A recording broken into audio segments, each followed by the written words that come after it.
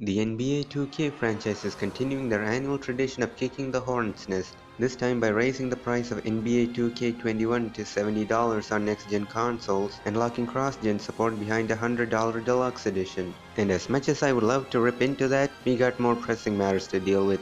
Namely, they aren't the only ones trying to raise prices.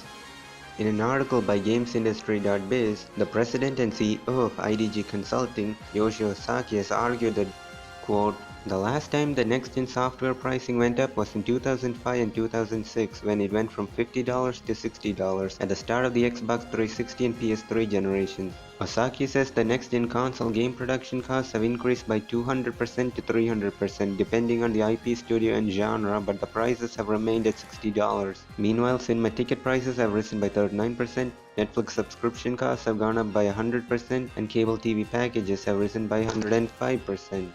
Now, I just love how he doesn't provide any context for any of this. Was the cost increase unavoidable due to outside forces beyond their control? Or was it because of management pushing for higher graphical fidelity and other stuff that ended up increasing the development cost and time? Also, on that note, what the hell does cinema ticket prices, Netflix subscriptions, and cable TV packages have to do with video game development? Seriously, what's the logical connection here?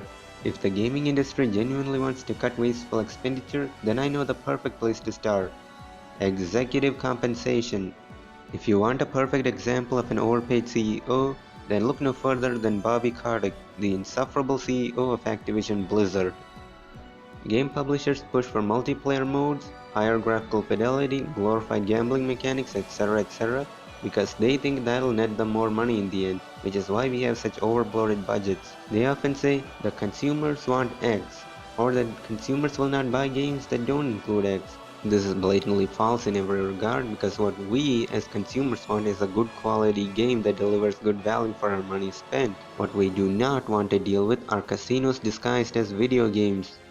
Continuing, quote, even with the increase to $70 for next gen, that price increase from 2005 to 2020 next gen is only up by 17%, far lower than other comparisons, while the cost of development and publishing have gone up, and pricing in other entertainment verticals has gone up substantially.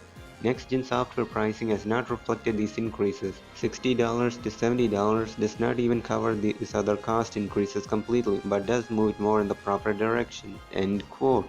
Now, let me start off with a mundane statement of the obvious, that this is a false narrative that the gaming industry loves to keep pushing down our throats no matter how many times it's been debunked. While it is technically true that game prices haven't gone up above $60, this is only true as long as you ignore everything else. Game companies have other avenues for making hundreds of millions, if not billions of dollars in revenue, such as special deluxe, limited, ultimate, silver, gold, platinum collectors, insert word here editions that cost more than $60 because they have a lot of stuff locked behind a higher price tag. Season passes, battle passes, virtual premium currencies, microtransactions, glorified gambling mechanics, unskippable ads while the game is loading, pre-ordering content that doesn't even exist yet, subscriptions. The game industry likes to argue that the $60 price tag makes it difficult for them to recoup the money they spent making the game, but in the same breath they will proudly brag about how huge their profits are thanks to how aggressively they monetize their games. Even if game prices were raised to $70,